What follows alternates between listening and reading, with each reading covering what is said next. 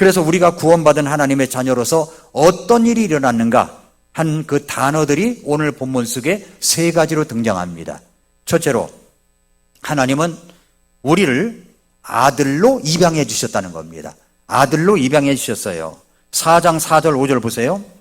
그러나 때가 충만히 찼을 때 하나님께서 자신의 아들을 보내사 여자에게서 나게 하시고 율법 아래 있게 하셨나니 이것은 율법 아래 있는 자들을 구속하시고 우리가 아들로 입양을 받게 하려 하심이라. 그렇습니다. 때가 충분히 찼을 때에 하나님은 우리를 아들로 입양해 주셨습니다. 입양이란 말은 무슨 말이냐면은 법적으로 아이를 양도받아 가지고 입양하는 부모의 성과 법적 관리를 가지게 되고 아이에 대한 모든 책임을 갖는 것을 말합니다. 이게 입양이에요, 입양. 여러분, 우리가 하나님의 자녀로 입양이 된 겁니다. 입양이 돼요. 자, 아이가 고아원에 쭉 있습니다. 그러면 아이를 입양하기 위해서 부모가 될 사람이 고아원에 방문합니다. 그러면 아이들이 쭉 나란히 있어요. 그러면 그 고아원에서는 아이들을 좋은 옷을 입혀가지고 쭉 있죠. 그러면 어떤 아이를 입양하겠냐는 겁니다. 여러분, 어떤 아이를 입양할까요? 건강해 보이고 초롱초롱하고 뭔가 똑똑해 보이고 이런 아이를 입양하지 않을까요? 뭔가 병색이 짙고 눈빛이 흐릿하고 뭔가 시들시들한 아이가 있다면 그 아이를 입양할까요?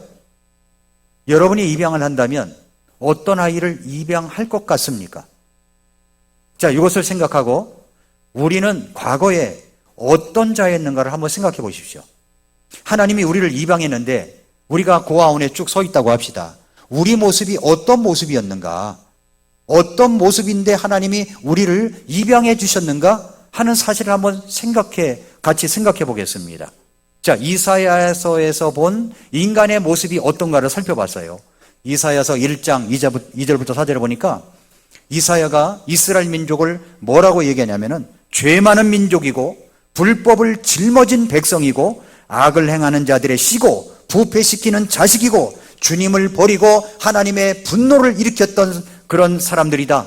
그리고 하나님을 물러갔다. 이렇게 이야기를 합니다. 자, 모습을 생각해 보세요. 또 이사야 1장 21절 23절에 보니까 어떤 모습이냐면 신실한 도시가 창녀가 되었다라고 표현해요. 공의가 충만한 의가 있는 곳이 살인자들 뿐이다. 이렇게 이야기를 합니다. 또 이사야 5장 20절부터 23절에 보니까 악을 선이라 하고, 자, 악이 있습니다. 요 악이 있어요. 근데 선이라고 부른다는 거예요. 선이 있는데 악이라고 부른다는 겁니다. 그래서 빛을 어둠으로 삼고 쓴 것을 단 것으로 삼고 단 것을 쓴 것으로 삼는 자들에게 화가 있을지어다. 이스라엘 백성들이 그런 모습이었습니다. 이사야 59장 2절부터 4절에 보니까 오히려 너희 불법들이 너희와 너희 하나님 사이를 갈라놓았고 너희 죄들이 그분의 얼굴을 너희에게 숨겼으므로 그분께서 듣지 아니하시리니 이는 너희 손이 피로 너희 손가락이 불법으로 더러워졌기 때문이라. 너희 입술이 거짓을 말하고 너희 혀가 사악한 것을 말하였기 때문이라. 아무도 정의를 위해 외치지 아니하고 아무도 진리를 위해 변호하지 아니하며 그들이 헛된 것을 신뢰하고 거짓을 말하며 악한 일을 수태하며 불법을 낳았다라고 얘기합니다.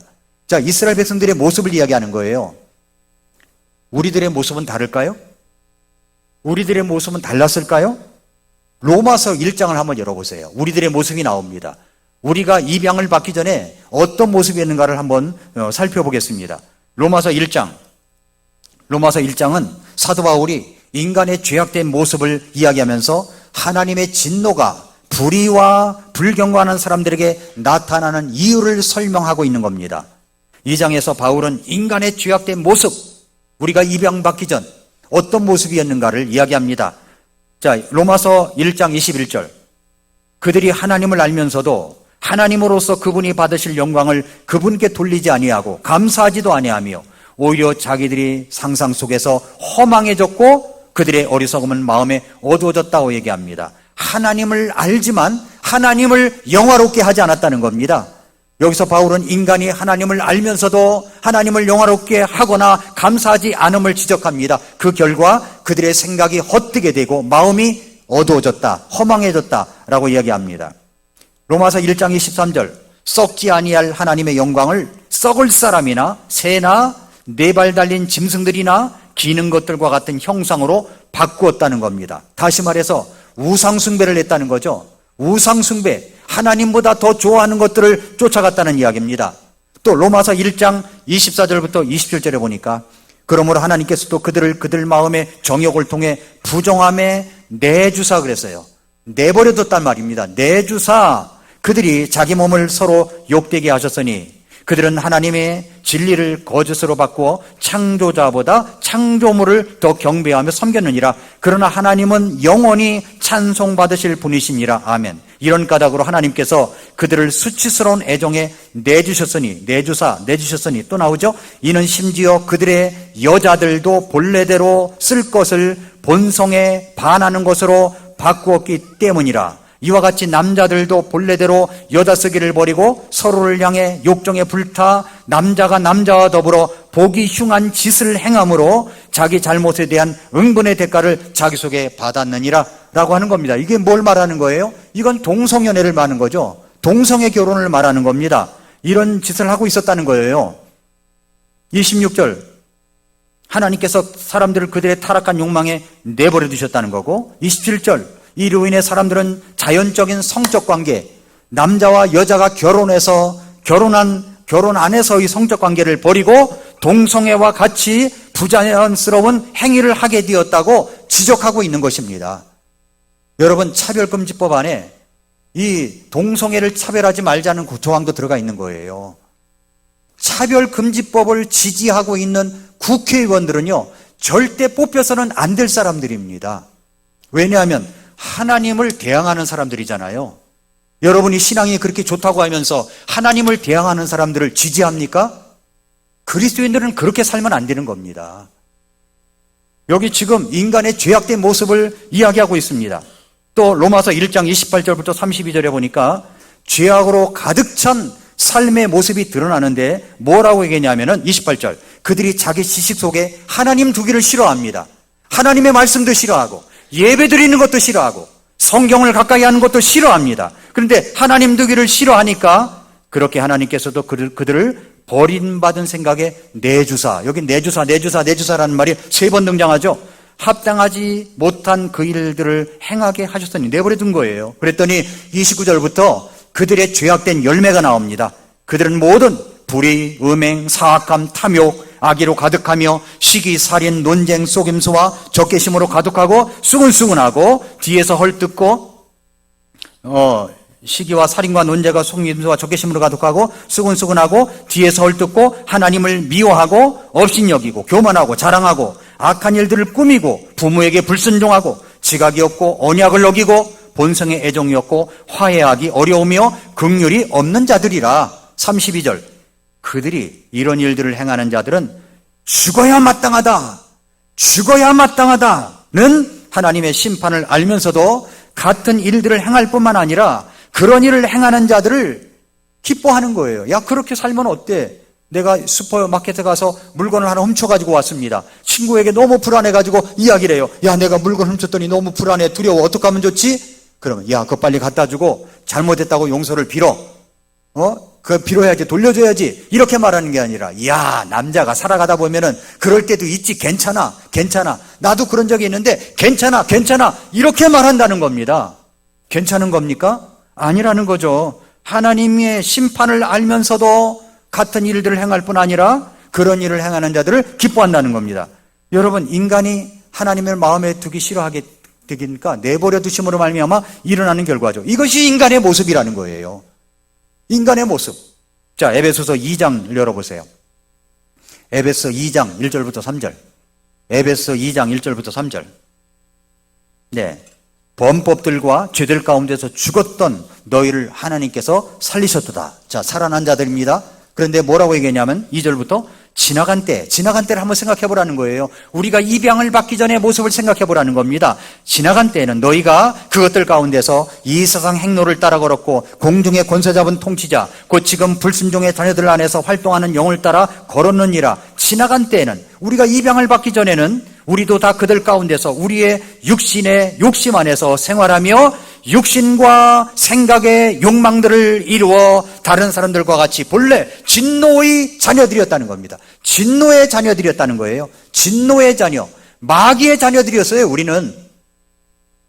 그 인간의 종말이 어떻게 됩니까? 로마서 6장 23절 말씀처럼 죄의 삭은 사망입니다. 히브리서 9장 27절 말씀처럼 한 번 죽는 것은 사람들에게 정해진 것이요 그 뒤에는 심판이 있는 결과입니다. 자, 이런 모습을 안고 우리가 고원에 쭉 서 있는 거예요. 그러면 입양시킬 그 부모가 되려고 하는 분이 찾아가서 이야기할 때, 볼 때 어떤 사람을 입양시키겠습니까? 어떤 사람? 여러분 같으면 입양을 하겠어요? 그런 사람을 입양하겠습니까? 이사야 64장 6절에는 한 절에 우리들의 모습을 이야기합니다. 그러나 우리는 다 부정한 물건 같고 우리의 모든 의인은 더러운 누더기 같으며 우리는 다 잎사귀 같이 시들므로 우리 불법들이 바람같이 우리를 몰아갔나이다. 우리의 모습을 보니까 어떤지 아세요? 다 부정한 물건 투성인 것 같아. 우리는 누더기 같은 옷을 입고 있어. 예, 더러운 옷을 입고 있단 말이에요. 불법을 저지르는 모습이 있습니다. 그런데 이런 사람을 내가 입양할 거야 하고 받아주겠느냐는 겁니다. 보통 사람 같으면 그렇게 할까요? 어떤 사람을 입양할까요? 그런데 하나님께서는 어떻게 하셨습니까? 이사야 53장 6절에 보니까 우리는 다 양 같아서 길을 잃고 각각 자기 길로 돌아섰는데 이 말이 무슨 말입니까? 우리는 다 양 같아서 길을 잃었다. 여기서 양은요, 인간의 연약함과 길을 잃기 쉬운 본성을 상징하는 겁니다. 양의 특성은 뭐냐 하면 길을 잘 알지 못해요. 자기가 왔던 길을 돌아가지 못해요. 그러니까 목자의 인도함을 받아야 됩니다. 양의 특징이 뭐냐면 겨울에는 떨어져서 자고 여름에는 붙어서 자요. 웃기죠? 양들이 아주 착한 것 같으죠? 못됐습니다. 아주 얼마나 못됐는지 몰라요. 당신은 참 양을 닮은 것 같아. 깨끗함을 말하는 게 아니에요. 그건 아주 못됐어요. 아니, 겨울에는 좀 붙어서 자고 여름에는 떨어져 자야지. 반대로 하는 겁니다. 상처난 양이 있죠? 연약한 양이 있습니다. 그럼 가서 들이받아 버려요. 이게 양의 특성이에요. 그럼 우리는 양 같아서, 우리는 다 양 같아서, 양 같단 말입니다. 다 길을 잃었어요. 길을 잃고 인간은 길을 잃죠. 사람이 자기가 가는 길을 옳다고 그렇게 생각할지 모르지만 필경은 결국은 심판의 길이고 사망의 길이라고 성경에 말씀을 했습니다. 자신의 욕망을 따라 살면서 의의 길에서 벗어나 죄의 길을 가고 있는데도 불구하고 아주 당당하게 죄의 길을 걸어가잖아요. 죄를 저지르고도 어쩔 줄을 몰라 합니다. 아주 당당해요. 죄를 짓고도. 하나님이 그런 사람을 그냥 두시겠습니까? 결코 그냥 두시지 않으시죠. 각각 자기 길로 간 겁니다. 자기 길로 간 거예요. 그런데 뭐라고 했습니까? 주께서는 우리 모두의 불법을 그에게 담당시키셨도다. 주께서는 여기서 주는 우리 하나님을 의미합니다. 여러분, 하나님께서 구체적으로 행동하심을 나타납니다. 우리 모두의 불법, 지금까지 봤던 우리 인간의 모습, 추악한 모습들, 어그러진 모습들, 더러운 옷을 입고 있는 모습들, 이런 모습들을 안고 서 있는 나를 위해서 그 모든 죄악들을, 그 죄로 말미암아 심판을 받고 그 죄로 말미암아 불호수에 떨어질 수밖에 없는 나, 누더기 옷을 입은 나, 불의로 가득한 나, 죄악으로 가득한 이 나를 위하여 어떻게 하셨습니까? 모든 불법을 그에게, 그가 누굽니까? 예수 그리스도 십자가 그 놀라운 사랑으로 말미암아 담당시키셨다라는 말이에요. 예를 들어서 이겁니다.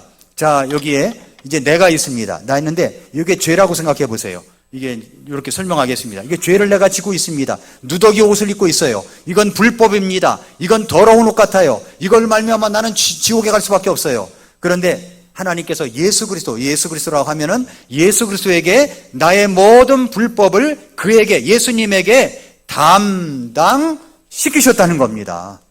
내 모든 죄가 어디가 있습니까? 예수님에게 가 있는 거죠. 내 죄는 있습니까? 없습니까? 없어요. 어디로 갔습니까? 예수님께 다 간 겁니다. 그렇게 해주셨다는 거예요. 그렇게 깨끗하게 해주시고 나를 입양시켜 주셨다고 하니까 얼마나 나는 흥분되고 감사한 일입니까?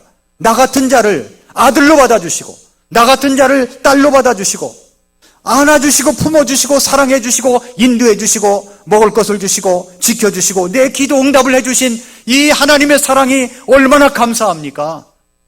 우리는 자다가도 벌떡 일어나서 주님께 찬양을 해야 돼요. 얼마나 감사한 일입니까? 그 말입니다. 갈라디아서 4장 4절 5절로 돌아가서 그러나 때가 충만히 찼을 때 하나님께서 자신의 아들을 보내사 여자에게서 나게 하시고 율법 아래 있게 하셨나니, 우리 율법 아래 있었습니다. 율법 아래 있음으로 말미암아 우리는 다 이제 지옥불로 들어갈 수밖에 없는 자들이었는데, 이것은 율법 아래 있는 자들을 구속하시고 네 죄를 다 예수님에게 담당해서 모두 용서해 주시고 우리가 아들로 입양을 받게 하려 하심이라. 그러면 우리는 뭐가 됐어요? 입양자가 된 거예요. 그래서 4절 5절은 두 가지를 해주셨다는 말씀을 해주신 겁니다. 예수 그리스도는 우리를 구속해 주셨습니다. 그리고 예수 그리스도는 우리를 아들로 입양해 주셨습니다.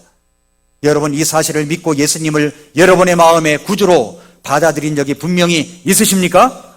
그러면 내가 누가 된 거예요? 하나님의 아들이 된 겁니다. 믿으십니까? 나를 그렇게 입양시켜 주셨다고요? 얼마나 감사한 일입니까? 얼마나 감사한 일이에요. 나 같은 자를,